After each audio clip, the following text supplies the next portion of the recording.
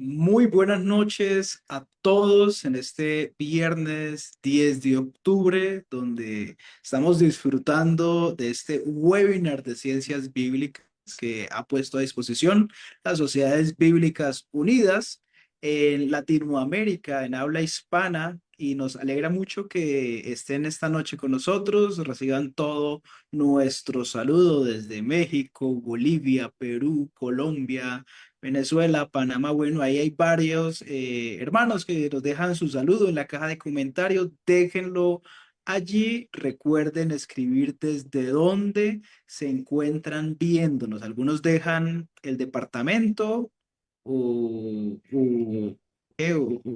el interno del municipio de su país, pero déjenos también su país para saber específicamente desde dónde nos ven, desde dónde se conectan y poder también participar por el recurso bíblico de cada país. Vamos a iniciar con una oración. Creemos que este es un espacio que Dios nos permite para aprender, para capacitarnos y en cada uno de los campos y los contextos que podemos participar, todo este contenido sea de gran bendición y de enseñanza. Señor, te damos muchas gracias por todos, Señor, los que estamos aquí conectados en esta noche de viernes, Señor. Te pedimos que seas tú, Señor, enseñándonos, ayudándonos, permitiéndonos aprender, Señor, darnos de tu conocimiento, de la sabiduría de tu palabra, que es infinita. Y bendícenos, Señor, usando al expositor, Señor, y también abriendo nuestros oídos y nuestro entendimiento a lo que queremos aprender en esta noche. Amén. Y bueno, también tenemos una parte antes de ir con la presentación de el conferencista y del tema principal. Queremos compartirles una lectura bíblica y la queremos ver en dos versiones, específicamente en Reina Valera de 1960. La Reina del Reina es la que siempre utilizamos y queremos verla en Reina Valera contemporánea, el lenguaje de hoy. Y la cita es Lamentaciones 1:20. Mira, oh Jehová, estoy atribulada, mis entrañas hierven, mi corazón te trastorna dentro de mí, porque me rebelé en gran manera. Por fuera hizo estragos la espalda, por dentro señoreó la muerte. Y en Reina Valera contemporánea, una versión que pueden adquirir en cada una de las sociedades bíblicas de su país, dice, mírame, Señor, atribulada y con gran angustia interna. El corazón me da vuelcos por causa de mi gran rebeldía.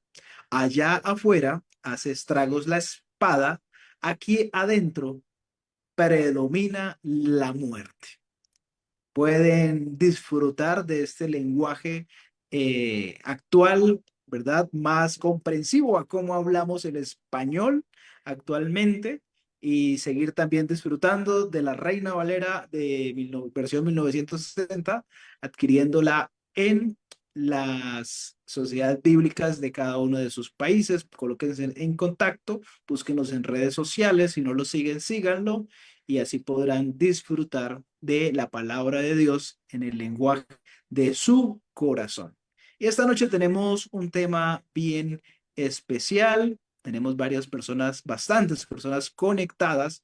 La evolución de la Biblia, de las tablas a las Biblias de estudio por el doctor Rolando Tejada. ¿Y quién es el doctor Rolando Tejada? Él estudió en la Pontificia Universidad Católica de Perú. Desde hace 16 años hace parte del staff de la Sociedad Bíblica Peruana y cuenta con una amplia experiencia en el desarrollo de proyectos editoriales como Biblias, libros y todo tipo de publicaciones. Ha sido parte del equipo del programa de transformación digital de las Sociedades Bíblicas Unidas para apoyar y asistir a las sociedades bíblicas hispanas en el desarrollo de contenidos digitales relacionados con la Biblia. Actualmente es coordinador de publicaciones y transformador digital, promotor institucional y facilitador de la Sociedad Bíblica peruana. Así que, doctor Rolando, te damos paso, te damos la bienvenida. Es un gusto, un privilegio para nosotros poder tenerte en esta noche con nosotros y con este tema tan especial. Bienvenido. Buenas noches. Gracias, gracias, muchas gracias. Voy a, si me permites, para compartir pantalla. Bueno, tengan todos ustedes muy buenas noches. Es un honor para este servidor poder estar aquí compartiendo este tema con todos ustedes. Eh, es un gusto poderlos saludar y darles un abrazo grande a toda a la gran familia de las Sociedades Bíblicas Unidas. Y gracias por la Gracias a apertura. usted, doctor Todavía. Orlando. Y mientras se le va habilitando el botón de Ah, compartir pantalla, pues vamos también recordándole que a medida que se va desarrollando el tema, puede buscar a Rolando Villena de la Sociedad Bíblica y pueden ir dejando sus preguntas a medida que van avanzando y vamos a tener un espacio para preguntas al final. Ya aquí Rolando Tejada, que es nuestro conferencista, está... todavía no puedo Todavía compartir no, pantalla. Sí, de repente has habilitado a Rolando Villena. de pronto. A ver, Rolando Tejada.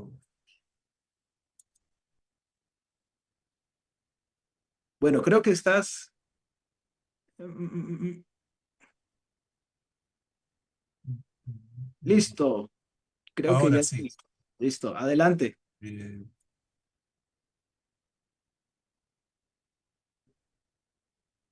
Muy bien. Vamos a poner esto ahí. Ok. Bueno, tengan todos ustedes buenas noches y vamos a empezar porque el tiempo es oro y todos ustedes quieren escuchar y aprender de este tema. La evolución de la Biblia, de las tablas a las Biblias de estudio. Bueno, quiero comenzar hablando de esto, ¿no? Que vamos a hablar sobre la historia de la escritura bíblica. Y lo que vamos a hacer es una visión panorámica. Vamos a viajar por el tiempo eh, antes de las escrituras y durante las escrituras bíblicas para tratar de entender cómo se inició la escritura bíblica. El tema es la escritura bíblica y cómo se fueron desarrollando en el tiempo el resto de las escrituras.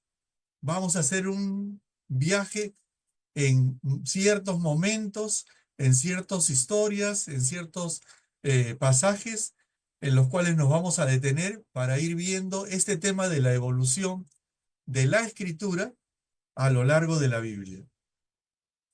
Empiezo diciéndoles esto, ¿no? Como tema de introducción. La escritura antigua es el esfuerzo del hombre por comunicar sus historias. Y la historia bíblica se desarrolla dentro de un contexto. Y cuando hablamos de la escritura, estamos hablando de que muchos siglos antes, el 9000 al 3200 antes de Cristo, ya existía la protoescritura. Este era un sistema de contabilidad con símbolos, fichas de arcilla en Mesopotamia, que aún no representaba un lenguaje, simplemente era para marcar y tener notas, posiblemente de contabilidad, de cuentas, etcétera, ¿no? Pero ya en el 3200 ya cambiaron las cosas, ¿no? Porque nos encontramos con la escritura cuneiforme, creada por los sumerios en Mesopotamia. Este sí fue el primer sistema de escritura completa y se usaron cuñas para marcar sobre tablillas de arcilla. Y esto sí fue una revolución, porque estamos hablando de registros administrativos, documentos, comunicaciones, etcétera, ¿no? Estamos hablando de que este sistema abarcó toda la región de Mesopotamia. Pero hay un sistema más que transformó toda la cultura de esta región, ¿no? Que es la de los egipcios. Y quiero hablar un poquito sobre la escritura egipcia para que de lleno entremos al contexto bíblico, porque es muy importante. Cuando hablamos de los jeroglíficos, hablamos de dos sistemas, un sistema mixto de símbolos. Eran los ideogramas, que eran símbolos que representaban objetos, conceptos y hasta conceptos abstractos, ¿no? Y los fonogramas, que eran símbolos que representaban sonidos. Por eso es que es un sistema complejo. Y habían dos tipos de escritura, los que vemos siempre en los muros, en las paredes, en las tumbas, pero también tenían escritura cursiva o corrida, el cual utilizaban en las cartas, la correspondencia entre los gobernantes, las autoridades y una práctica muy extendida. Por eso es que tenemos como imagen acá cartas y monumentos, ¿ok? Sobre la cultura y la educación, quiero hacer énfasis en esto, en que estaba limitado. No todos tenían acceso a esto, ¿no? Solamente una pequeña élite que representaba la realeza, los sacerdotes, los escribas, los nobles, los aristócratas, y no para el pueblo ni para las mujeres. Los campos de la educación eran escritura, aritmética, literatura y poesía, música y arte, historia, poesía, religión, espiritualidad. Es decir, en el tema de escritura y educación estaban muy avanzados. El pueblo judío recién estaba en pañales todavía cuando el imperio egipcio estaba desarrollándose y desarrollando la escritura todavía, ¿no? Y toda la escritura de los jeroglíficos recién en el siglo XIX, gracias a un señor llamado Champollion, llegó a descifrarlos a través del estudio de la piedra de la Roseta, que tiene 3 idiomas dentro de una misma piedra, pero esa ya es otra historia. Pero para que sepan que recién, hace poco, nosotros podemos descifrar lo que hay en los documentos egipcios. Todo esto como introducción. Ahora, les hablé de la escritura antigua, pero cuando hablamos de la escritura bíblica ya estamos hablando de otro terreno. La escritura bíblica es el esfuerzo de Dios, ya no de los hombres, es el esfuerzo de Dios por comunicar sus propósitos. Y empezamos la historia bíblica con lo siguiente. Según los primeros escritos bíblicos, la creación se originó con Dios, pero las escrituras también se originaron con Dios. En el monte Sinaí, Dios mismo inició el proceso de escribir sus palabras cuando las entregó a Moisés. 2 tablas de piedra con sus propias palabras escritas sobre ellas. Y las tablas eran obra de Dios y la escritura era escritura de Dios, gradada sobre las tablas. Eso nos dice Éxodo 32:16. Pero Dios no solamente le dio las tablas a Moisés. Dice la escritura que Dios le dijo a Moisés, escribe esto para memoria en un libro. En esa época no había libros, no obviamente se refiere a un rollo. Pero también la escritura dice en el libro de Números, Moisés dejó por escrito el peregrinaje de los israelitas por el desierto, desde que salieron de Egipto hasta que llegaron a la ribera del río Jordán. Ahora, la historia del Éxodo, o el libro del Éxodo, también ha tenido sus cuestionamientos a lo largo del tiempo. Muchas corrientes, ideas han salido acerca del cuestionamiento de que si Moisés lo escribió o lo escribieron después. Y también dentro del ámbito evangélico hay hasta un cuestionamiento si fue él o no fue. Pero yo quisiera responder esto con las siguientes preguntas. Para eso hicimos la introducción. Y ustedes, si pueden, ahí en el chat, pueden participar, ¿eh? Cosa que lo vamos haciendo juntos. En Egipto, cuando Moisés estaba ahí, ¿ya existía la escritura? La respuesta es afirmativa, les acabo de mostrar. Ahora, recuerden, Moisés fue adoptado por la hija de Faraón. Si Moisés fue adoptado por la hija de Faraón, ¿pertenecía a la familia real? La respuesta cae por sí sola, ¿no? Ahora, si vivió en la familia real, ¿recibió educación privilegiada? Sí. ¿Le enseñaron a leer y escribir? Evidentemente que sí. Y cuando Moisés empieza este periplo de rescatar al pueblo, o sea, que empieza saliendo de Egipto, ya tenía 40 años, quiere decir que ya había sido educado. Y esta idea de que él ya había sido educado, formado, capacitado, está escrita en el libro de los Hechos. Miren lo que dice. Y fue enseñado Moisés en toda la sabiduría de los egipcios, y era poderoso en sus palabras y obras. Interesante, ¿no? Ahora, vayámonos a otra referencia más. El rabino de los rabinos, el maestro de los maestros, Jesús. afirma lo siguiente. ¿Lo reconoció en primer lugar? Nos preguntamos. Parece que mucha gente no hubiera leído esto. Porque si creyeseis a Moisés, me creeríais a mí. Porque de mí, ¿qué dice? De mí escribió él. Pero si no creéis a sus escritos, plural, ¿cómo creeríais a mis palabras? Juan 5:46. Es decir, Jesús lo reconoce a Moisés como alguien que escribía y como alguien que hizo varios escritos. Interesante. Y él lo afirma y lo reafirma. Y cuando Jesús está hablando con los discípulos de Maús y les quiere levantar la fe y los quiere restaurar, les empieza a hablar de las escrituras.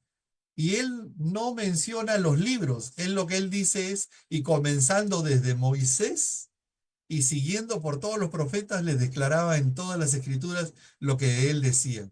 Es decir, Moisés es sinónimo de escrituras. Y eso no había ninguna duda. Ya en el pueblo judío y hasta el día de hoy no hay ninguna duda de que Moisés es el autor de estos primeros libros de la Biblia.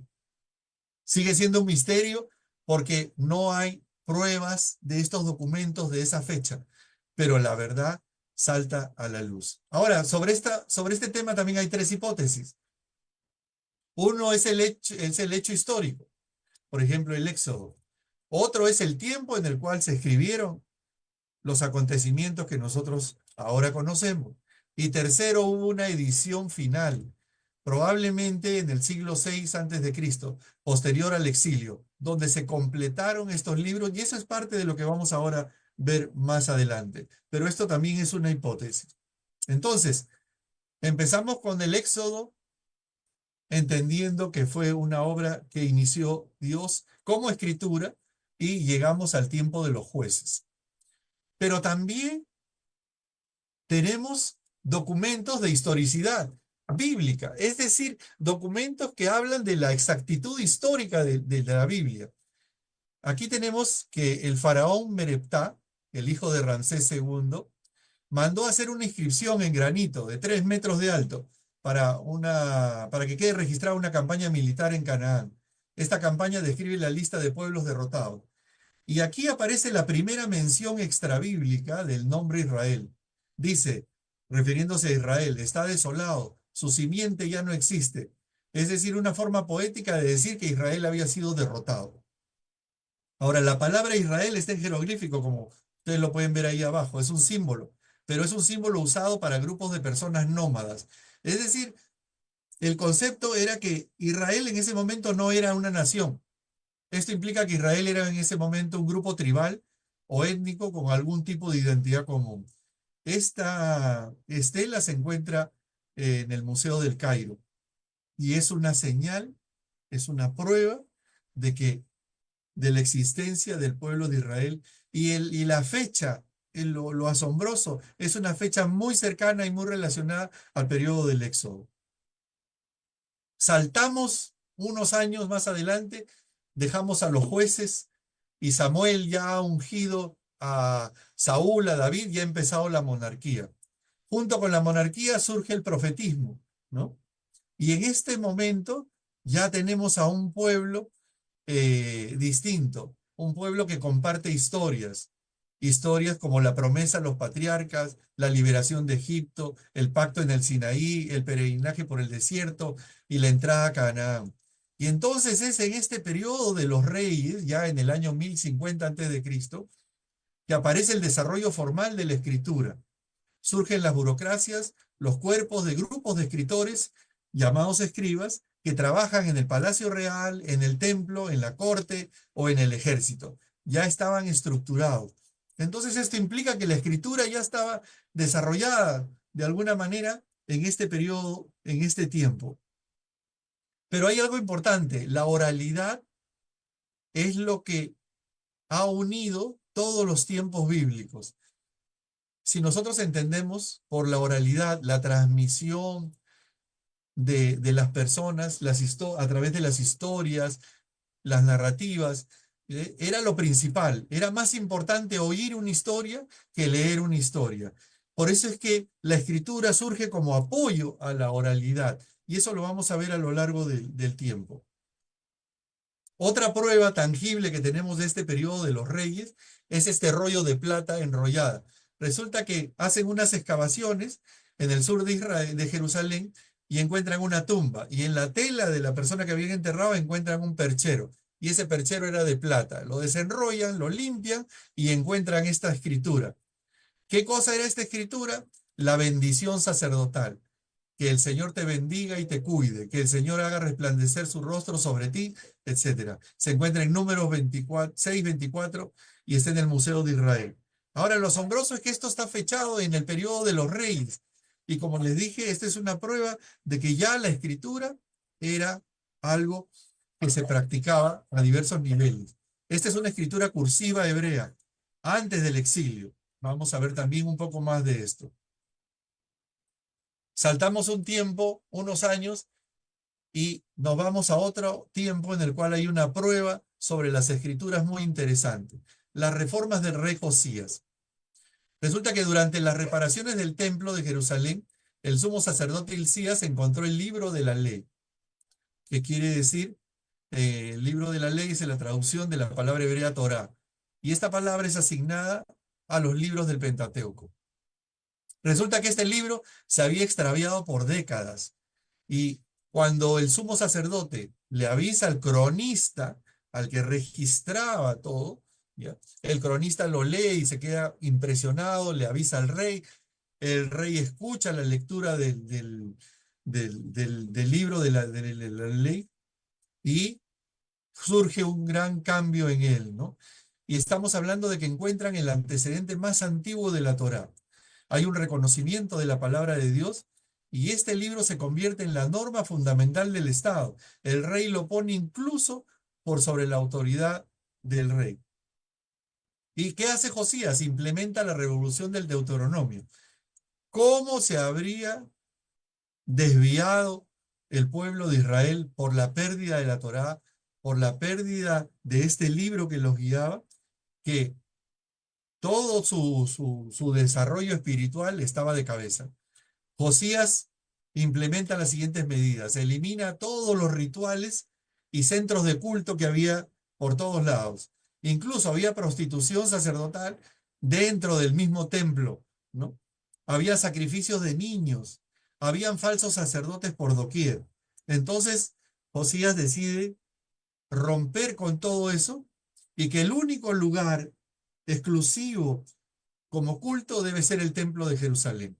Y añadido a eso, celebra la Pascua. La Pascua no se había celebrado desde la época de los jueces, o sea, décadas atrás, o sea, mucho tiempo había pasado en el cual el pueblo se había desviado.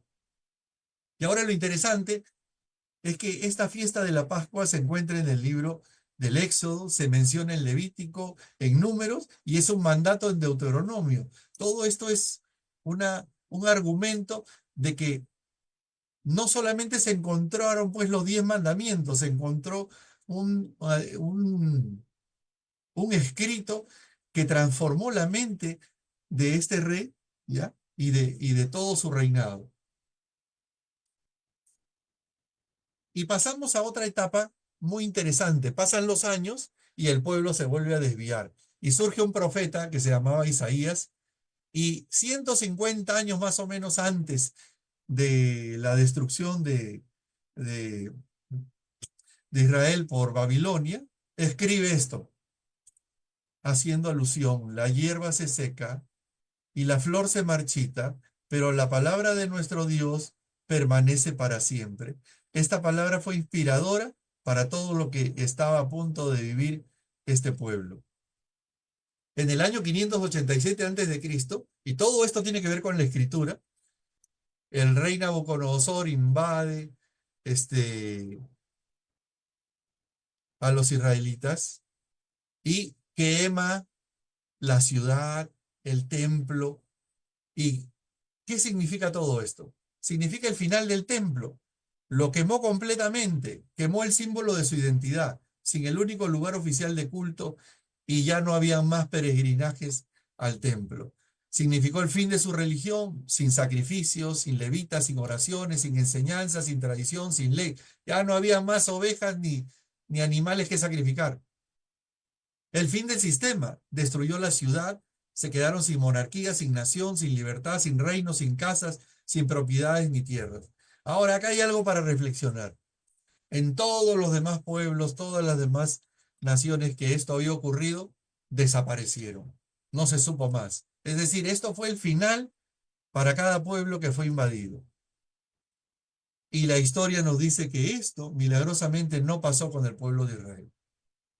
Cuando fueron llevados a Babilonia, se encuentran con una ciudad referente, con el centro de la cultura mundial, con el centro de la tecnología, de la economía y el centro del politeísmo más grande que jamás habían experimentado. Y todo esto evidentemente influyó en el pueblo de Israel. Cuando llegaron, primero lloraron. Eso lo dice las escrituras. Pero pasó un tiempo y se empezaron a adaptar y vaya que sí se adaptaron. Y eso lo vamos a ver ahora. Cuando salen, retornan por un decreto del rey Ciro de Persia, retornan con muchos cambios y cambios muy relacionados a todo el tema que estamos analizando ahora. Vamos a ver algunos de ellos. En primer lugar, muchos se quedaron en Babilonia. ¿Por qué? Porque estaban a gusto, porque se sintieron muy cómodos y tuvieron que decir, ¿para qué me voy a ir a empezar de cero si acá disfruto de un bienestar económico? ¿No? Entonces, una buena parte del pueblo de Israel no regresó, se quedaron ahí, en Babilonia. Ahora, se fueron hablando hebreo y regresaron hablando una nueva lengua, el arameo, de tal forma que algunos necesitaban intérpretes para poder entender las escrituras que estaban en hebreo. Ahora, cuando estaban en Babilonia, no les permitieron tener cultos abiertos, sino reuniones en casas. Y a estas reuniones en casas, ellos le pusieron el nombre de sinagogas. En estas reuniones en casas también surgieron las primeras escuelas, y como ya no hacían sacrificios de animales, ahora se dedicaban a la enseñanza de la palabra. Se enfocaron en los niños, en los adultos, y surgieron nuevos maestros y escribas que se enfocaron en formar con la palabra a las personas. Entonces, de un culto donde el centro era el templo, ahora surge el culto a la palabra. El culto a la palabra implicaba enseñanza, reflexión, estudio, rezos y declaraciones. Esto es la oralidad, seguía vigente. Hasta el día de hoy, la religión de los judíos sigue siendo mucho rezos, muchas declaraciones, mucha oralidad, porque esto es una tradición milenial. Surge una nueva escritura, ¿no? El hebreo también evolucionó. De la escritura corrida, como estamos viendo en esta imagen en la parte superior, hay un cambio. Y cuando regresan de Babilonia, ya empiezan a utilizar el hebreo cuadrado, que es la forma que tenemos de escritura ahí abajo. Y se convierte todo este tiempo en un tiempo de gran producción literaria. Entonces surge un nuevo cuerpo de escritos, que es el Pentateuco, y otros libros escritos, y otros libros más que vendrán en desarrollo. Muy bien. Pasamos a otra etapa en la historia de las escrituras. Vamos a hablar ahora de Esdras. Pasan unos 100 años más o menos, ¿ya? Y nos encontramos que Esdras es un sacerdote, ¿ya? Experto, instruido en enseñar e interpretar la ley. Obviamente, ya las escrituras habían desarrollado personas que se especializaban en el trabajo con ellos, ¿no? Y Esdras decide hacer una ceremonia pública, la lectura de la ley de Moisés. No solamente era la ley de Moisés, como para enfatizar quién fue su autor y no haya ninguna duda, ¿no? Y entonces se hace una ceremonia con todo el pueblo, donde se lee y se enseña. Aquí hicieron toda una organización, porque mientras se leía había otro grupo que explicaba, otro grupo que traducía, porque la oralidad era fundamental aquí. Un hombre leyendo la palabra de Dios, un pueblo escuchándola. ¿Y por qué? Porque la mayoría no sabía leer, no sabían escribir. Eso era solamente una práctica o un oficio al cual se dedicaban muy pocos. Y aquí nos encontramos ya con la evidencia más tardía del Pentateuco, ¿no? Esdras lo que hace es organiza por primera vez una lista de los libros base de la fe de los judíos, que es la Torá y los profetas. ¿Y cuál es la reacción del pueblo? Al oír las Sagradas Escrituras, lloraron, emocionados, ¿no? Se postraron, adoraron y reverenciaron a Dios. El pueblo mostró una identidad nacional. Esto nos hace recordar que por muchos siglos han habido muchas personas que su fe la han vivido solamente escuchando la palabra. Ellos no han tenido libros para llevarse a su casa, no sabían leer, no sabían escribir y vivían su fe de lo que escuchaban. Y esto continuó por siglos. La siguiente etapa importante en las escrituras es la de la Septuaginta. Y ya nos estamos acercando a la venida del Señor Jesucristo, ¿no? En el año 336 a.C., 3 siglos antes, Alejandro Magno puso el mundo a sus pies: Grecia, Egipto, Persia, Afganistán y la India. Y una nueva lengua invadió el mundo, el griego, y fue la cultura a seguir. Ahora, muchas colonias judías había en el exilio, y la más grande estaba en Alejandría, ahí en Egipto, vecinitos nomás al costado de los israelitas. Pero ¿qué sucede? Que ya llevaban años viviendo ahí. Entonces los padres, los hijos y los nietos ya se adaptaron a otras culturas, de tal forma que ya cuando crecieron los nietos ya no hablaban el hebreo, no entendían el hebreo, y entonces surge una gran necesidad. Y aquí vamos a hablar del primer proyecto de traducción que se da en el mundo, ¿no? Que es la traducción del hebreo al griego. ¿Por qué? Por una respuesta a una demanda, a una demanda de una comunidad de creyentes en Alejandría. ¿Quién fue el donante? ¿Quién puso los recursos? La corte real del rey Ptolomeo II. ¿Y cómo se compuso el equipo de traducción aquí? 70 eruditos judíos que fueron contratados para que hicieran este trabajo. Ahora, el trabajo fue tan bueno que la Septuaginta conformó el lenguaje del Nuevo Testamento. Faltaban 300 años todavía para que viniera Jesús. Sin embargo, cuando viene Jesús y nace la iglesia, esta, esta traducción fue la que formó el vocabulario que se usó hasta el siglo IV, tanto en la escritura como en la cultura de la primera iglesia cristiana. Ese es el impacto de la escritura a través de la Septuaginta. Muy bien, hasta aquí cómo vamos. A ver, muevan sus manos y escriban en el chat si hasta aquí vamos bien y de dónde están escribiendo, mientras yo les hago una pausa para empezar la segunda parte. Ahora sí vamos a entrar a la era moderna, ¿ok? Pero les animo, escriban en el chat ahora y compartan si vamos bien, están escuchando bien, y continuamos con lo demás. La era moderna. ¿Cuáles fueron los principales aportes y cambios que se dieron en el texto bíblico para su mejor lectura, entendimiento y comprensión? Aquí vamos a ver evolución, evolución, evolución. Primero, la evolución de los formatos. Pasamos del papiro al pergamino. El papiro se usó en todo el Antiguo Testamento, pero recién en el siglo II a.C. aparece el pergamino, ya más resistente, más fuerte, era piel curtida y pulida. Y el pergamino se utiliza hasta hoy en día. En las sinagogas hasta hoy lo utilizan. Y esa escritura es hecha a mano, no se lee un texto impreso, ¿no? Y hoy día también en las sinagogas hay gente que se dedica y son especialistas en la escritura del texto bíblico. Lo mismo que hay especialistas que preparan este material para hacer estos rollos, ¿no? No es cualquiera el que escribe ni cualquiera el que prepara los materiales. Hay todo un circuito, todo un trabajo que se realiza en estos rollos que hasta el día de hoy, por respeto a la palabra, se sigue usando, ¿no?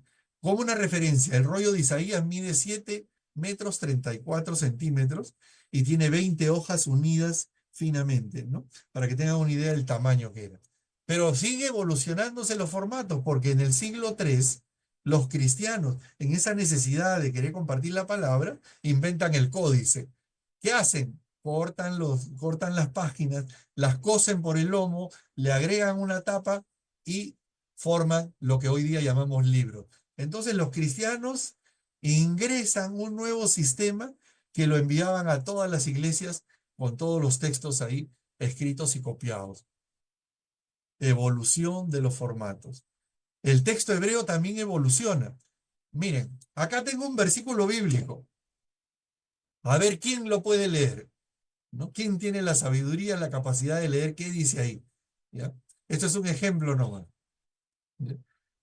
Algo parecido sucedía con el texto hebreo. ¿Lo pueden leer? El texto hebreo causaba dificultades hasta que el texto es trabajado. ¿Qué pasa con, mira, este es el versículo y este también es el mismo? ¿Cuál es la diferencia? Que acá hay un texto trabajado. Acá este texto tiene mayúsculas, tiene minúsculas, tiene vocales, tiene puntos y tiene separación, ¿no? Por eso es que lo podemos leer, por eso es que lo podemos comprender. Se trata de Éxodo 32, 31 al 32. ¿Ok? Ahora, esto es un ejemplo para demostrarles que lo mismo pasó con el texto hebreo.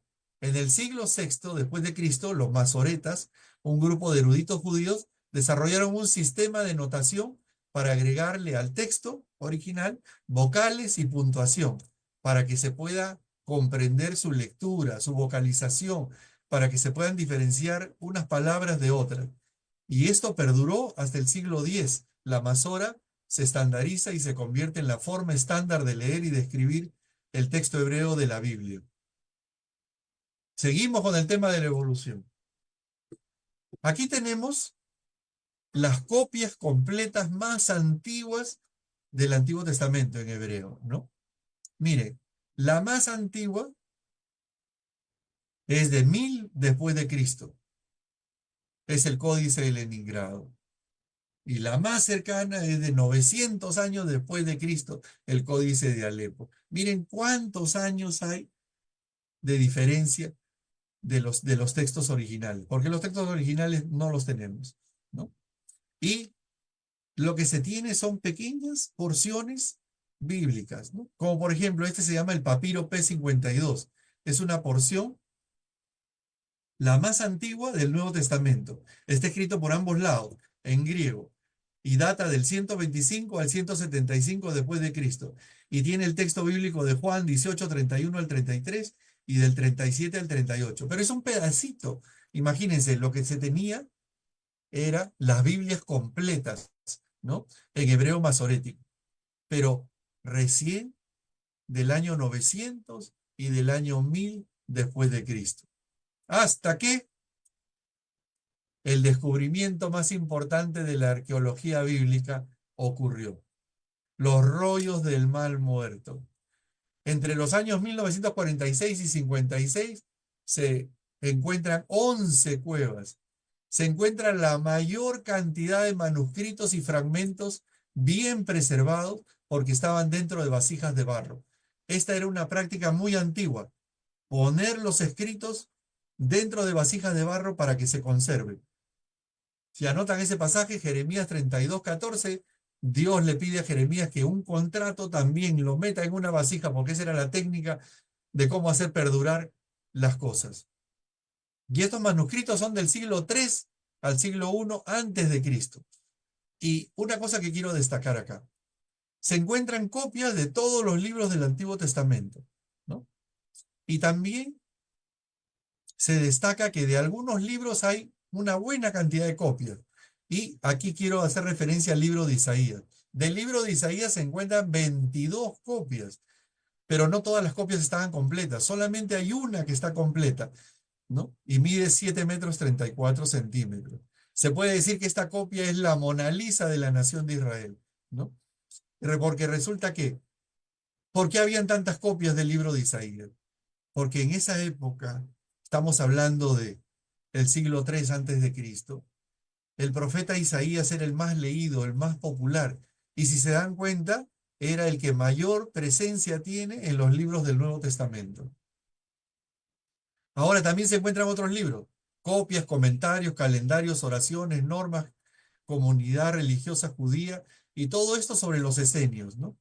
Todo esto nos proporciona una visión muy diferente de la que nosotros nos imaginábamos, porque nos hace ver que existía una diversidad de pensamientos religiosos en los tiempos de Jesús. Esta ha sido una característica que ha acompañado por siglos a la cultura judía. Seguimos. Seguimos ahora con la evolución de la producción. Hasta la Edad Media, Los copistas eran las personas más valoradas en el trabajo de la producción. Este era el sistema más usado. Miren cuánto costaba una Biblia. El salario de 6 meses de trabajo, ¿no? Eran carísimas. Las Biblias se amarraban y se encadenaban a los púlpitos de las iglesias para que no se las roben. Su material era pergamino y para un Nuevo Testamento, ¿ah? Se necesitaban 50 ovejas, perdón. Y la oralidad seguía presente, porque igual, mucha gente no leía, mucha gente no sabía escribir. ¿Y qué hacía? Se preparaban personas para que los días domingo leyeran el texto bíblico. Y cuando hablo de leer, estas personas se entrenaban en la lectura, en pronunciación, entonación, fluidez, ritmo y volumen, porque lo único que tenían estas personas era la posibilidad de escuchar la palabra. Vivían de oír, y la fe viene por el oír. Y por siglos, muchas personas han nacido, han crecido su vida espiritual y han muerto sin tener una Biblia en la mano, solamente de oír la palabra. Nosotros somos una cultura muy privilegiada. Seguimos con el tema de la evolución, pero acá ya hablamos de la producción de la Biblia. Cuando en el año 1435 Gutenberg desarrolló y perfeccionó la prensa, que después se llamó imprenta. Él crea los tipos móviles, unas pequeñas letritas que se van juntando unas a otras, son de metal y crean como un sello. Ahí podemos ver las letras en mayúscula, en minúscula y cómo quedan finalmente. Él, en su primera impresión, hace 180 ejemplares de la Vulgata Latina. Él marcó el futuro de las próximas generaciones. Miren, el papel recién se había inventado en el año 100 después de Cristo, pero en Europa recién se hizo popular en el siglo VII.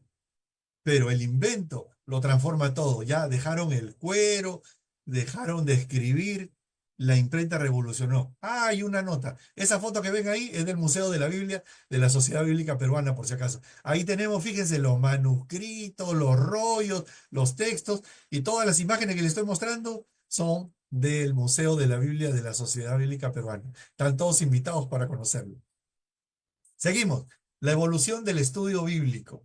Esta Biblia es fascinante. Se demoraron del año 1514 a 1517. ¿Qué es esto? ¿Por qué tenemos tantas columnas? Es la edición de una Biblia en varios idiomas, impresa en 6 volúmenes, o sea, era una monstruosidad.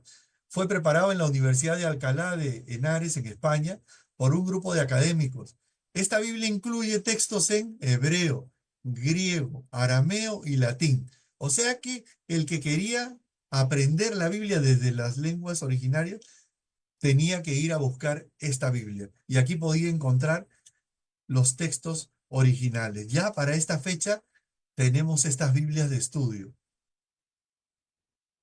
Pero la evolución de la Biblia continúa. Ahora también tenemos la evolución de la numeración bíblica, porque la Biblia no vino con capítulos ni versículos, nada de eso, ni con títulos, todas esas cosas se han añadido.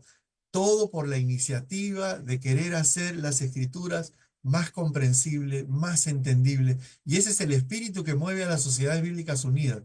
Querer convertir las escrituras en una herramienta cada vez más útil, cada vez que se comprenda mejor, se entienda más, ¿no? Por eso es que la Biblia evoluciona para que pueda ser mejor comprendida. No evoluciona su contenido, evoluciona sus formas. Aquí en el año 1227, este señor Stephen Langton añade los capítulos a todo el Antiguo Testamento y a todo el Nuevo Testamento. En 1525, Daniel Bomber le añade versículos a todo el Antiguo Testamento en base a una división que ya habían hecho unos rabinos judíos. Y en el año 1551, Rofer Stephanus le agrega versículos a todo el Nuevo Testamento, una versión griega y francesa que desarrolló. Para esta época entonces ya tenemos la Biblia con numeración. Y la evolución sigue. Ya teníamos Biblias impresas. Ahora vamos a ver la evolución de las ayudas bíblicas. Esta historia es fascinante, es una de las que más me gusta. Martín Lutero, un monje agustino y teólogo, un hombre muy sabio, y estamos en el mes de la Reforma, ya estamos por entrar a celebrar esto. En el año de 1521 tradujo del hebreo, perdón, del griego al alemán, e hizo el Nuevo Testamento primero. Y luego, unos años después, terminó la traducción del hebreo al alemán, y ya tenía la Biblia completa. Y él, que había trabajado tantos años en la traducción de esta Biblia, se pregunta, porque estaba a punto de imprimirla y darla al pueblo alemán: si a mí me ha costado tanto trabajo entender, comprender, profundizar en el texto bíblico, se hizo esta pregunta: ¿necesitará la Biblia notas explicativas o otros instrumentos aclaratorios para que la gente la pueda comprender mejor, o así nomás la imprimo? ¿Qué creen que hizo? Nace la primera Biblia con material de ayuda adicional. Es decir, Lutero dijo: no es suficiente la Biblia, necesita el pueblo ayudas. Y miren las ayudas que le incluyó a su Biblia: introducciones a cada libro de la Biblia. A ver, hermano, ponte tú a hacer una introducción de cada libro de la Biblia. Notas aclaratorias, referencias sobre pasajes puntuales o difíciles de comprender. Y le añadió ilustraciones, porque era la forma de que las personas pudieran comprender mejor los pasajes, las historias, etcétera. Esta Biblia fue un boom. Su costo era muy asequible. Ya no costaba 6 meses de trabajo, sino una semana de trabajo. Se vendieron 5.000 copias en 2 meses. Y de 1522 a 1546, 100.000 copias. Esto fue un éxito rotundo. Produjo un enorme impacto cultural, religioso y lingüístico. Y esto trajo eco.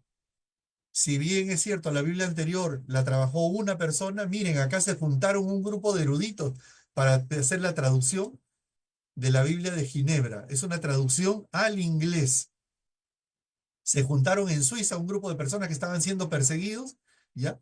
Y diseñaron una Biblia para el público en general, impresa de forma masiva. Pero esta Biblia superó ya a la de Lutero. Esta tenía guías de estudio y ayudas, referencias cruzadas, versículos relevantes, introducciones a cada libro de la Biblia, mapas, imagínense, por primera vez, tablas y grabados en madera, ilustraciones e índice. Es decir, estas personas, estamos hablando del año 1500, miren lo que fueron capaces de hacer. Aquí es donde nacen, se podría decir, las Biblias de estudio. No son de ahora, hermano. Es gente que, inspirado por la necesidad de que la Biblia sea entendida, sea comprendida, miren lo que llegaron a hacer. Ahora, esto hasta aquí nos sirve como punto base para entrar a las Biblias de estudio hoy.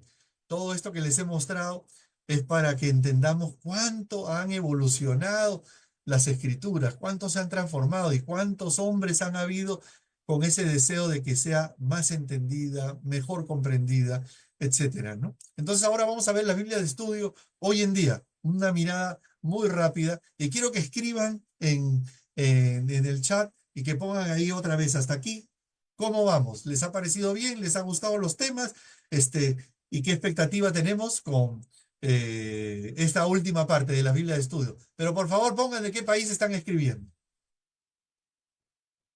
Empezamos así. Felipe se acerca al funcionario eunuco, ¿no? Al funcionario etíope. ¿Y cómo supo que el funcionario etíope estaba leyendo el libro de Isaías? Para los que saben la historia, ¿no? Porque el funcionario etíope estaba leyendo el libro de Isaías en voz alta. Ahora, ¿por qué lo leía en voz alta?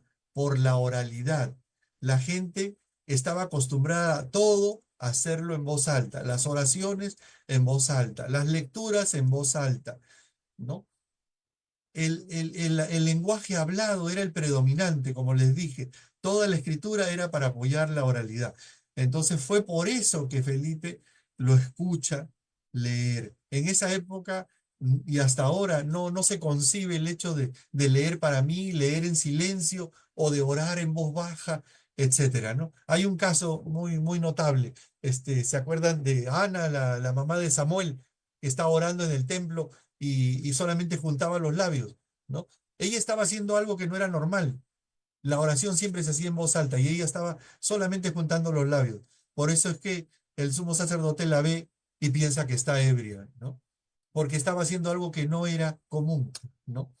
Todo se hacía en voz alta. Por eso es que Felipe se le acerca y le pregunta, ¿entiendes lo que lees? Obviamente no entendía nada y él aprovechó para explicarle las escrituras. El funcionario etíope leía, pero no entendía. ¿Por qué? ¿Por qué? Porque le faltaba conocimiento, le faltaba entendimiento sobre pasajes tan complejos que encontraba en el libro de Isaías. Ahora, esto nos da pie para preguntarnos entonces, y lo vamos a responder, ¿por qué son tan necesarios y útiles las Biblias con materiales complementarios o de ayuda? Por 6 razones. Porque la Biblia es un libro muy antiguo, porque fue escrito hace fue en un periodo de 1500 años, ¿no? Por diferentes personas de diferentes culturas, ¿no? Es un libro complejo, ¿no? Es un libro que tiene diferentes contextos geográficos, ríos, lagos, que uno no sabe, no conoce. Para una persona que lee por primera vez, todo esto se vuelve complicado, ¿no? La Biblia tiene diferentes contextos históricos, sociales y políticos, diferentes costumbres, prácticas que hoy en día ya no se realizan, ¿no? Y necesita uno entender esos temas históricos. Lenguas desconocidas. Para mucha gente no hablamos el hebreo, el griego, el arameo y nos resulta complicado saber, ¿no? La Biblia está llena de estilos literarios que para nosotros son difíciles de comprender, como por ejemplo la poesía hebrea, ¿no? Que es muy diferente a la poesía que nosotros manejamos. El texto hebreo se caracteriza por ser de pocas palabras, pero de mucha imaginación, de muchas metáforas, y eso es a veces algo que no comprendemos y nosotros pecamos en tomarlo literal. Pero esto necesita alguien que nos ayude, ¿no? Para comprender estas cosas. Y en último lugar, necesitamos ayuda, complemento, material de ayuda para evitar malas interpretaciones, porque nadie nace conociendo y sabiéndolo todo en temas bíblicos. Por eso es que las Biblias con materiales complementarios son indispensables hoy en día para el estudio de las Escrituras. ¿Qué traen las Biblias con materiales complementarios? Rápidamente. Estudios temáticos. Imagínense Biblias que traen dentro estudios temáticos listos para desarrollarse. Códigos QR con los cuales uno puede escuchar, ver, oír. La tecnología ya está al servicio de la Biblia, ¿no? Esquemas, bosquejos de sermones, Biblias que vienen con estas herramientas, Biblias con versículos con diseño, Biblias con promesas marcadas, Biblias con planes de lectura, Biblias con artículos. O sea, ¿dónde se ha visto estas cosas? Todo esto es un trabajo maravilloso de las Sociedades Bíblicas Unidas, tratando de darle a la Biblia mayores recursos para ser entendida, comprendida y que uno la puede interiorizar mejor. Una de las principales herramientas de la Biblia de estudio, ojo, son las notas de estudio. Y deben ser evaluadas por esto, ¿no? ¿Cuántas notas de estudio tiene y qué tan profundas son sus notas de estudio? ¿Y a qué me refiero cuando hablo de notas de estudio? Las notas de estudio hablan sobre el significado de palabras. Por ejemplo, notas sobre el origen y el sentido de las palabras. Cuando nos encontramos con una palabra que no comprendemos como redención, las notas nos ayudan a comprender que esta palabra viene de los tiempos de la venta de los esclavos. Hoy en día sería difícil entender esas palabras si es que no tenemos ayuda. Notas sobre equivalentes en castellano, notas sobre significados, sobre vocablos hebreos o griegos, notas sobre palabras claves, ¿no? Notas sobre expresiones difíciles, notas sobre juegos de palabras. Cuando Jesús dijo, dejen que los muertos entierren a sus muertos, a los muertos, esas eran expresiones de esa época que necesitan ser explicadas y en eso nos ayudan las notas. Notas de crítica textual. Hoy en día tenemos diversidad de Biblias, ¿ya? Y muchos entran en confusión porque encuentran nombres en una Biblia y en otra Biblia no los encuentran. O encuentran palabras en una Biblia, versículos, y en otras Biblias no los encuentran. Y piensan que los han cortado, los han mutilado. Y las notas nos ayudan a comprender por qué ocurre esto, ¿no? ¿O por qué hay unas marcas alrededor de palabras, unos corchetes? Todo esto nos ayuda a ilustrar sobre el origen de estas palabras y el tema de los manuscritos más antiguos, más cercanos. Sobre estructura del texto, notas sobre párrafos, sobre la estructura de un texto, sobre el mensaje global del texto y notas sobre la intención del autor, que es tan importante cuando leemos un libro. Entonces, las notas de estudio nos marcan de por sí cuán profunda va a ser esta Biblia y cuánto nos va a poder ayudar. Voy a mostrarle 4 Biblias rápidamente. La Biblia de Estudio Teológico, que es la Biblia que tiene la mayor cantidad de notas, 44.500 notas, más notas que versículos bíblicos. Es decir, casi todos los versículos pueden estar comentados, ¿no? Trae aparte cuadros, tablas, ilustraciones, mapas, especialmente hechos para esta Biblia. Introducciones a los grupos de los libros de la Biblia e introducciones exhaustivas a cada libro de la Biblia, concordancias, otras ayudas y artículos de ciencias bíblicas, artículos fabulosos para aquellos que les gusta introducirse en los temas de la Biblia. Como les dije, es una visión panorámica de las Biblias de estudio. La Biblia del discipulado es una Biblia que trae 500 estudios bíblicos desarrollados y se divide en 7 cursos, es decir, los 500 estudios dentro de estos 7 grandes cursos, 7 grandes temas: discipulado, relaciones interpersonales, matrimonio, equipos de alto rendimiento, que es liderazgo, restauración, personajes bíblicos y carácter. Aparte de todas las ayudas que vienen de notas, introducciones a los libros, etcétera. Una herramienta fabulosa para aquellos que quieren enseñar, capacitar, formar. La Biblia de la mujer, que se llama la Biblia Ser Mujer, es una herramienta fantástica. Ojo a todos los que van a escuchar por primera vez esta Biblia. Es una Biblia que trae artículos escritos por mujeres para mujeres sobre temas de las mujeres de la Biblia. Tiene un índice temático que es increíble sobre todos los temas inimaginados acerca de la mujer. Viene con cuadros de oración de diferentes tipos, notas de estudio, versículos con diseño, todo un estudio sobre las mujeres de la Biblia, planes de lectura, etcétera. Todo lo que se puede pedir para una Biblia para la mujer. Pero no solamente para la mujer, es para que los hombres conozcan todo lo que puede ser útil en el mundo de las mujeres y sobre todo las mujeres en la iglesia. A veces muchos pastores se preguntan, ¿y ahora qué les enseño? ¿Qué les comparto? Esta Biblia es ideal para la audiencia de las mujeres. La Biblia de la predicación, que se caracteriza por tener 3 divisiones. La primera es un manual de homilética básica, donde te enseñan qué es la predicación, cuáles son los tipos de sermones que hay, cómo predicar una parábola, cómo predicar una historia, etcétera, y con ejercicios prácticos.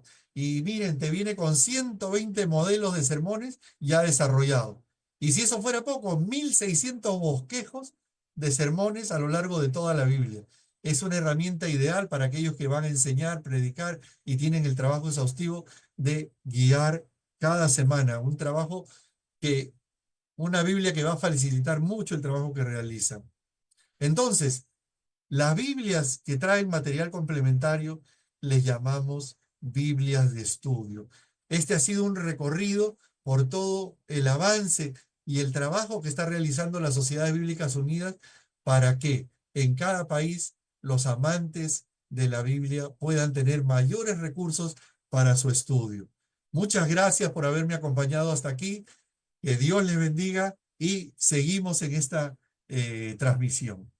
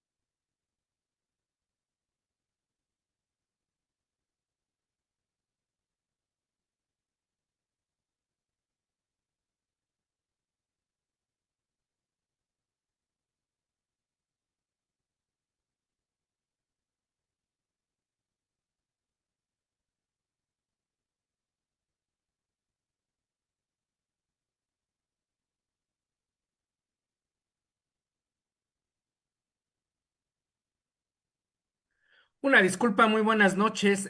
Tenemos ahí algunos problemitas con el audio. Gracias, profesor Rolando. Rolando Villena en Bolivia, ¿ya puedes activar el audio, amigo?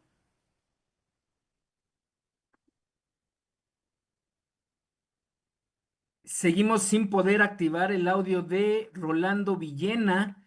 Entonces, por favor, si nos regalan unos segunditos, tuvimos aquí un problema técnico. Pues producto de que estamos en vivo.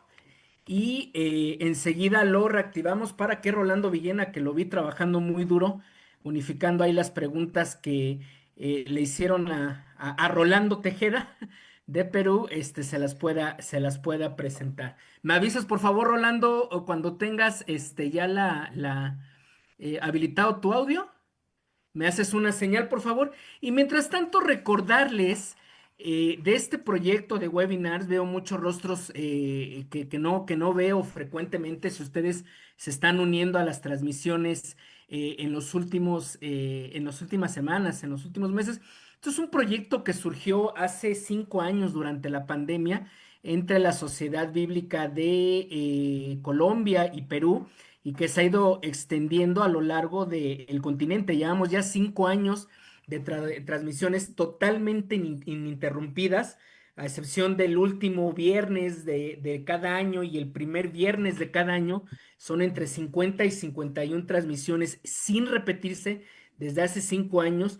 Unos 250 temas aproximadamente que ya se han abordado sobre ciencias bíblicas, sobre ciencias teológicas, totalmente gratuitas con la intención de que la iglesia sea edificada, ¿no? Entonces, queremos nosotros invitarles, voy a colocar en el chat más adelante los grupos de WhatsApp que tenemos, los links de los grupos de WhatsApp que tenemos en Latinoamérica, para que cada semana ustedes puedan recibir los diferentes webinars, las invitaciones para las diferentes transmisiones que tenemos cada semana, ¿no? Entonces, les invitamos igual ahí a que lo compartan los pastores, los seminaristas, la gente que se congrega, compartan esta información con sus conocidos, con sus ministerios. En verdad es un esfuerzo muy fuerte que se hace en la confraternidad de América Latina. Somos varios países que estamos muy de lleno en este proyecto buscando edificar a la iglesia. Parece que no hay audio para Rolando, pero ya me está mandando las preguntas por WhatsApp, mi estimado Rolando Tejeda. Entonces vamos rápidamente, si estás de acuerdo, las voy a leer tal cual como Rolando Villena de Bolivia me las está comunicando. Primera A ver. pregunta, ¿qué consideraciones deberíamos de tener en cuenta a la hora de buscar una Biblia de estudio? Buena pregunta. Eh, Hay dos clases de Biblias de estudio. Yo le llamo las Biblias para profundizar, que son las Biblias de estudio, como no voy a evitar decir los nombres, pero son Biblias para que yo pueda crecer en el conocimiento de las Escrituras. Es para que yo me zambulla en la Biblia y pueda aprender de la Biblia, ¿no? Ese es un tipo de Biblias de estudio. Y no todos tienen esa pasión por zambullirse y profundizar en el conocimiento de la Biblia. Ese es un tipo de Biblias, ¿ya? El otro tipo de Biblias de estudio, ¿ya? Que debo escoger parte de la pregunta, yo en la iglesia, ¿en qué área del servicio estoy? Por ejemplo, yo soy un ujier, yo sirvo, yo enseño, yo trabajo con los niños, yo soy un colaborador, yo soy un predicador, yo me dedico a la capacitación, soy un líder de célula, soy un líder de red, doy clases a grupos, me encargo de, de capacitar, enseñar, corregir. Entonces, lo que yo hago, ¿ya? Es lo que me va a ayudar a decidir qué Biblia de estudio debo optar. Porque, por ejemplo, hay Biblias que son para fortalecer la enseñanza, hay Biblias que son para fortalecer el servicio. Estoy hablando de Biblias de estudio. Hay Biblias que son para fortalecer mi relación con Dios. Hay Biblias que son para capacitarme en la predicación. hay Biblias que son para capacitarme en la enseñanza, etcétera. Entonces, no hay una Biblia mejor que otra.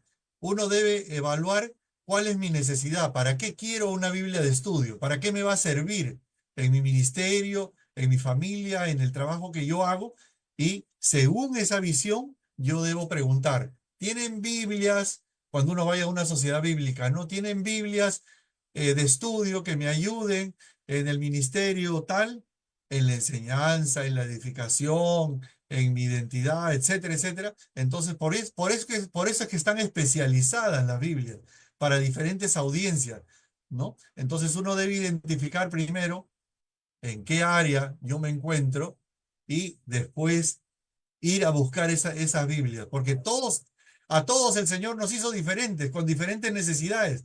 Todos servimos en la iglesia, pero en diferentes lugares, no todos estamos en lo mismo, ¿no? Entonces, cada uno debe primero identificar su necesidad, su área, y según eso, buscar una Biblia de estudio que le ayude, que lo forme y que lo capacite. Ese sería mi consejo, ¿no? Listo, muchas gracias. Rolando, vamos a la siguiente pregunta que nos envía Rolando Villena.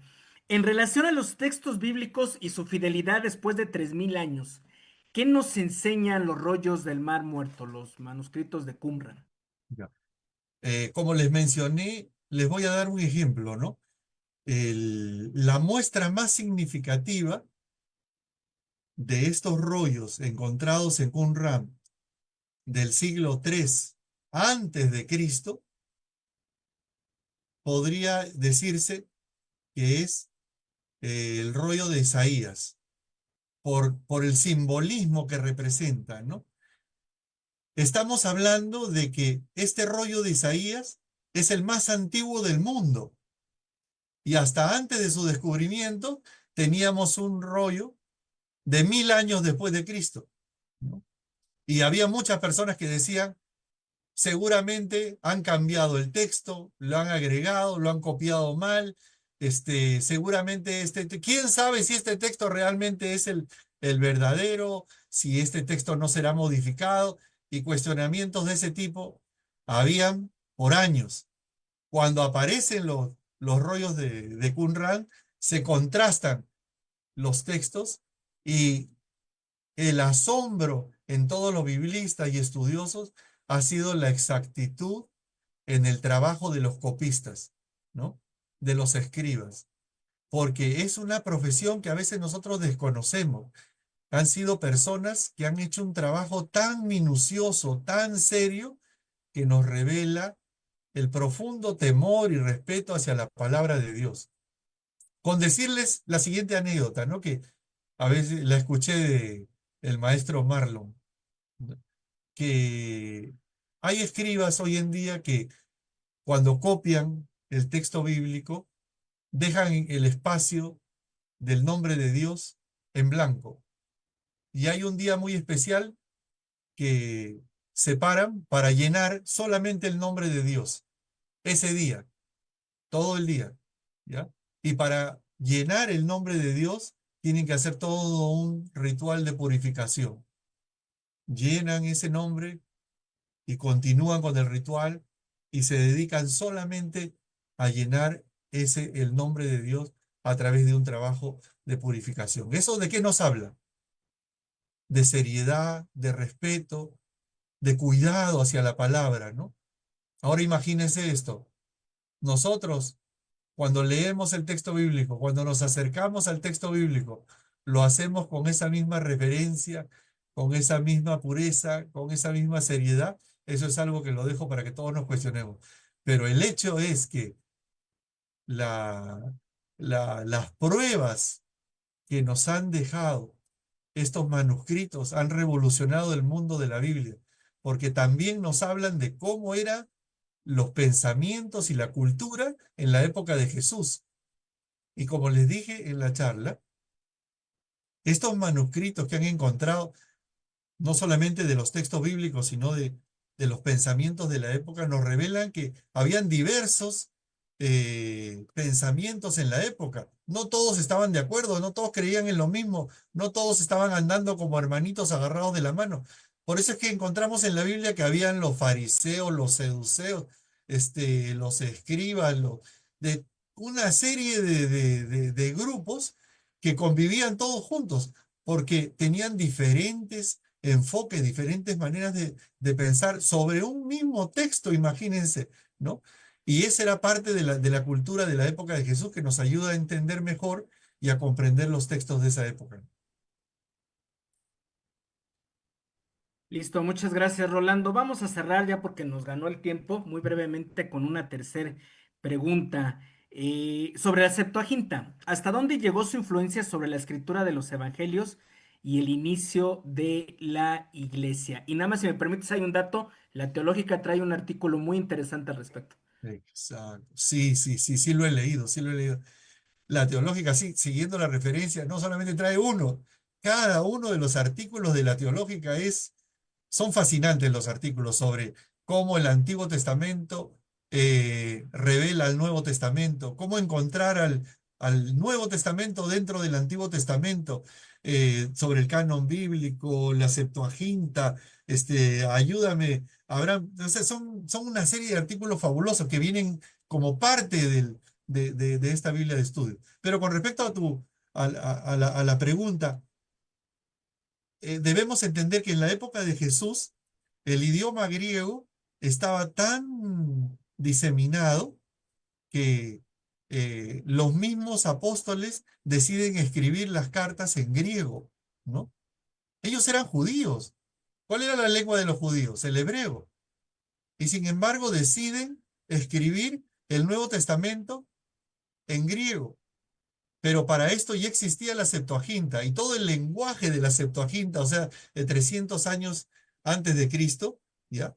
Ya era parte del léxico de las personas. Y ese lenguaje se incorpora en los evangelios y en las cartas paulinas, de tal forma que los textos que se citan en, en la mayoría de las cartas del Nuevo Testamento, ¿ya? Son textos de la Septuaginta. Es decir, toda esa cultura del primer siglo, del segundo y hasta el cuarto, crecen con la Septuaginta. ¿Por qué? Porque para muchos de ellos era más fácil de entender el griego que el hebreo.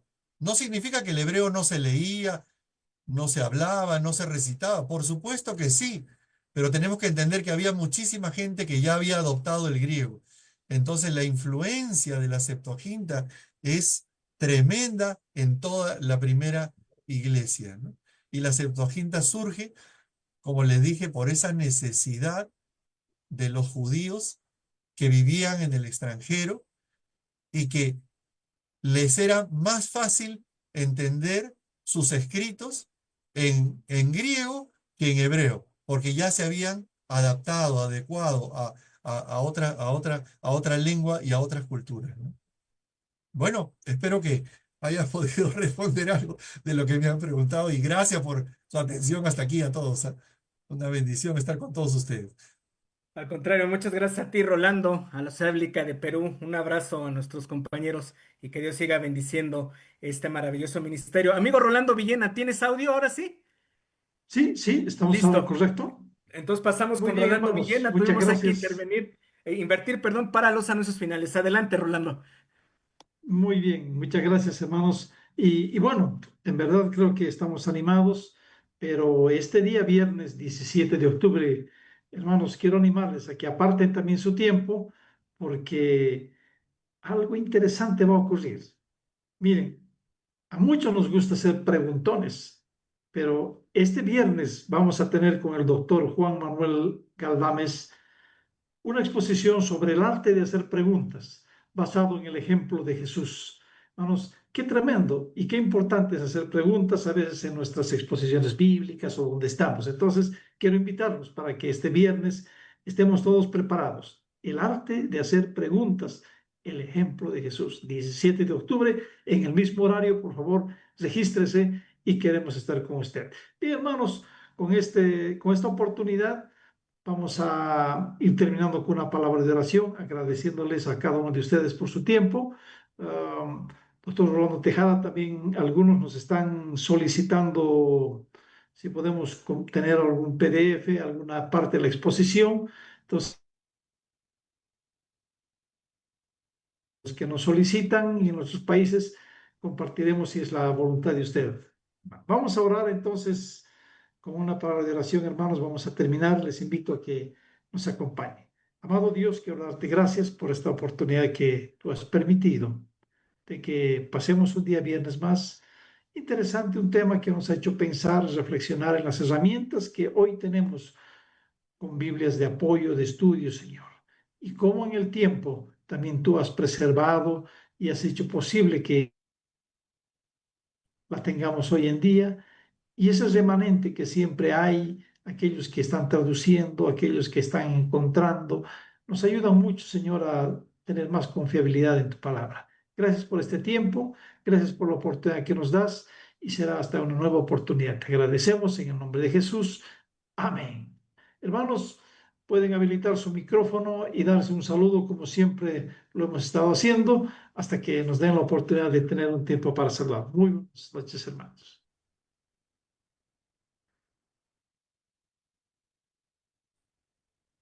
Dios les bendiga, Dios les bendiga.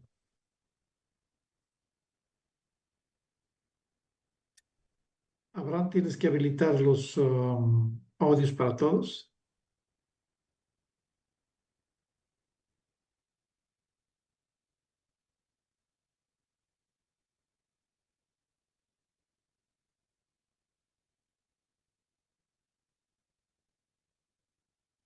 No, una disculpa, seguimos teniendo ahí un problemita con la transmisión, pero muchísimas gracias a todos, Dios les bendiga y los vemos hasta la próxima. Bendiciones. Hasta luego.